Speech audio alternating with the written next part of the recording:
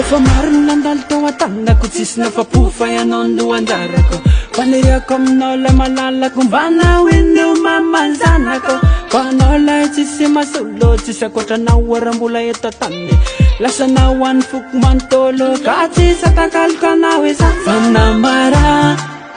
namala elazy de ianao tsy nandao fa ianao lay manome courage ianao le napitry jaly taminay ianao koa raviavy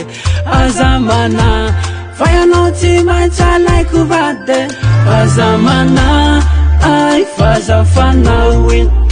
efa anao no anjarako anao malalako azamana aya fazafanao iny efa anao no anjarako anao malalako fa na maro ny mpanaratsy yao na de maro ny fosafosy sy ao anay zany fa lalay walalay fa na iza miseho mafay fa na iza be mokondo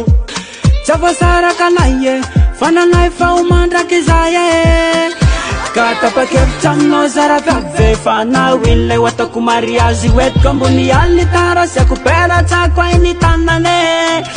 ka tsy firan'izay ry mamasitady fa zay roa lay ifanambady sady miaraka mitady zay ananako de ananane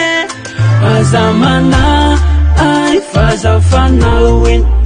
efa anao no anjarako anao malalaka